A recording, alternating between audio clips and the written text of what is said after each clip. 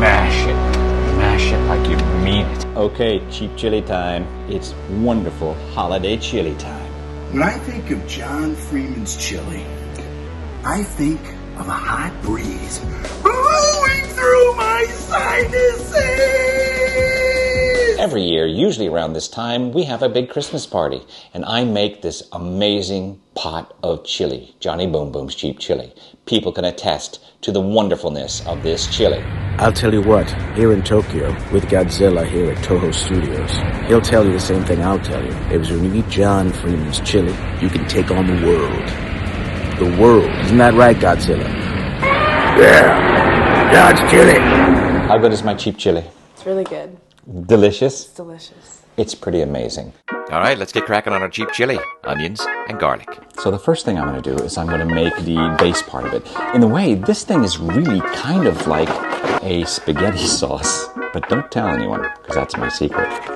Okay, here we go. Grab a pot, put it on the stove, throw some olive oil in the bottom of it, and just let it sit and warm up.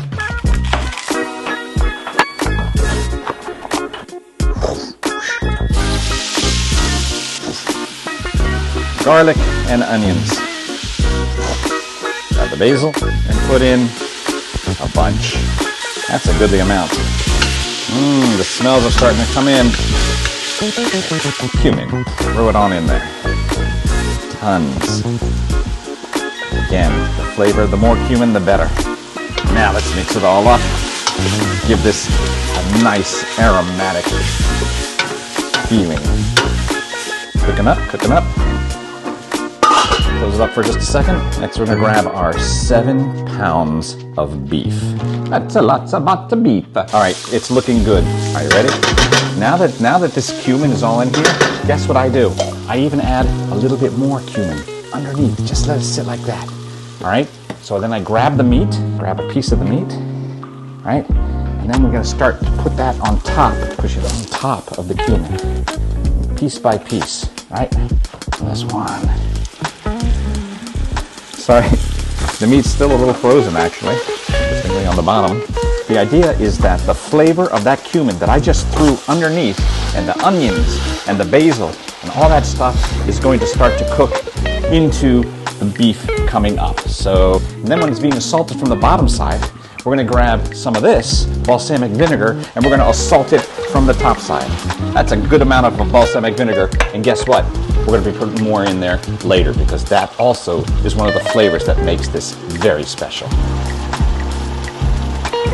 So the cooking now is just a matter of waiting for this stuff to get brown. It's going to brown on the bottom. You may even get some burnt and little crispy onion and garlic cooking on the bottom. You're going to mix that in once it gets a little bit more brown, and then we're going to add more cumin and more balsamic vinegar.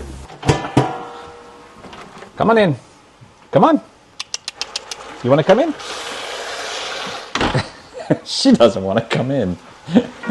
So just really starting to get that flavor and mixtures in there, browning the beef. You hear it sizzling. You can see the flavors are starting to cook up into it. Looks really good. I'm going to throw a little bit of cumin on top.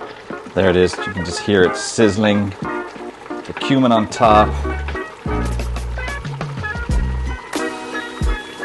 Fat cooking off, cooking into it. So you can see I'm starting to pull the stuff up from underneath, getting the browning in, and then just for good measure, a little bit more cumin, and a little more balsamic vinegar.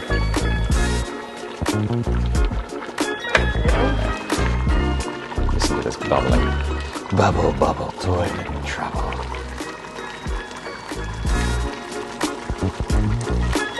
You can see some of the stuff on the bottom is getting a little stuck to the bottom, so you got to make sure that you wipe it around, because those onions and that cumin and the balsamic vinegar on the bottom will sometimes start to really cook on the bottom, so you got to move the stuff around sometimes and get it sort of like pulled off. Keep it moving, keep it moving. Get those flavors together. Oh my God, this is smelling amazing. All the fat is cooking out. Just let it cook together, and remember what they say, fat equals flavor. but, you know, fat is fat. We're going to have to drain that in a minute. Right now, I'm just going to let the flavors cook in, because I can actually almost see the cumin inside the fat. It's time to strain out all of that grease and fat. Here we go. So I usually just use a strainer, let it spill. Try not to pour the whole thing out, but sometimes it falls out on its own. I'm just going to fill it back into. You can see what was left. All right, now it's time to put in some of the finishing components.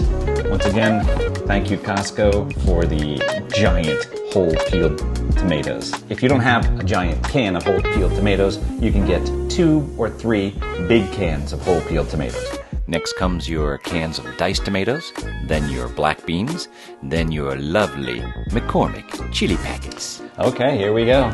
Dumping the first bit in. Next bit here. Diced tomatoes. A few more diced tomatoes. That third can of diced tomatoes. Guess what I'm going to add now? Cumin.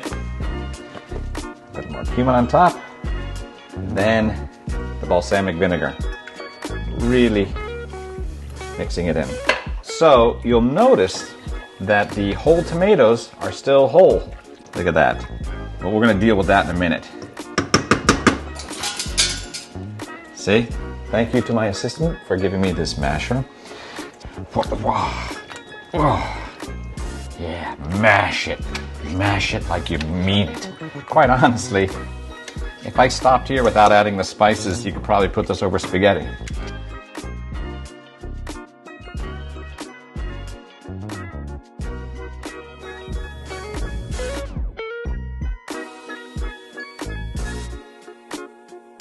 This is the secret ingredient, a little bit of taco seasoning. Now comes the mix.